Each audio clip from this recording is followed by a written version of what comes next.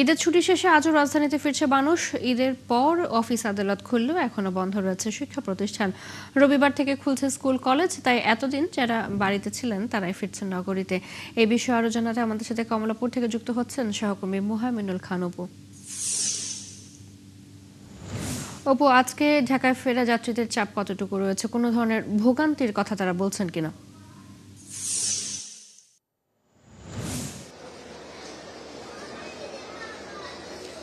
চৈতি, তার আগে আপনাকে আরেকটু জানাতে চাই যে গতকাল রাত 12টার সময় কিন্তু ভৈরবে একটি অনাকাঙ্ক্ষিত ঘটনায়, অর্থাৎ ফুটবল খেলাকে কেন্দ্র করে রেল লাইন অবরোধ করেছিল। সেই প্রেক্ষিতে কিন্তু এখন সকাল থেকে কিন্তু সেই রেল চলাচল স্বাভাবিক রয়েছে, কোনো শিডিউল বিপর্যয় নেই। ভৈরব থেকে ঢাকাগামী যে রেলপথ রয়েছে সেখানে কোনো এখন পর্যন্ত সকালের পর থেকে কোনো শিডিউল বিপর্যয় ঘটেনি। তবে আপনি যেটি বলছিলেন যে এই এখন পর্যন্ত কিন্তু ঢাকাতে ঢাকামুখী মানুষ ঈদের আনন্দ ভাগাভাগি শেষ করে তারা ফিরছেন। এখন যারা ফিরছেন তাদের অধিকাংশই রয়েছে শিক্ষার্থী, রয়েছে ব্যবসায়ী, রয়েছে কর্মজীবীরা রয়েছে, তারা কিন্তু এখন আসছে। আপনি জানেন যে আগামী রবিবার থেকে কিন্তু সরকারি যে সকল শিক্ষা প্রতিষ্ঠানগুলো রয়েছে সেগুলো খুলবে।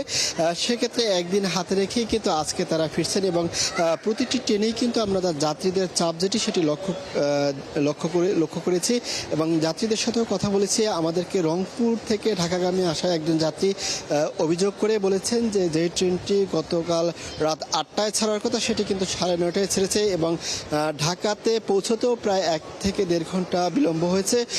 তার সর্বমোট 12 ঘন্টা লেগেছে রংপুর থেকে ঢাকা আসতে, সেটি তিনি ভোগান্তির কথা বলেছেন এবং টিকিট পেতেও তাদের অনেকটা অসুবিধা হয়েছে সেটিও কিন্তু তারা বলেছেন। অর্থাৎ ঈদের ছুটি গত রবিবার শেষ হলো, সোমবার থেকে অফিস আদালত খুলেছে, এরপর থেকে রাজধানীতে চাপ যেমনটি ছিল তার থেকেই এখন কিন্তু তুলনামূলকভাবে চাপ অনেকটাই কম। তবে কালকে নাগাদও কিন্তু এই যাত্রীদের চাপ কিছুটা থাকবে, এরপরে কিন্তু পরিস্থিতি অনেকটাই স্বাভাবিক হয়ে আসবে। তবে এখনও কিন্তু রাজধানী মুখে যারা ঈদের ছুটিতে গিয়েছেন তারা কিন্তু এখনও ফিরছেন এবং কমলাপুর রেল স্টেশনে কিন্তু এখনও সেই ভিড়টি রয়েছে যখন ট্রেনগুলো এখানে এসে পৌঁছচ্ছে। চৈতি। অপু, ধন্যবাদ আপনাকে। আমাদের সাথে কমলাপুর থেকে যুক্ত থেকে রাজধানীতে ফেরা মানুষের খবর জানাচ্ছিলেন সহকর্মী মুহামিনুল খান অপু।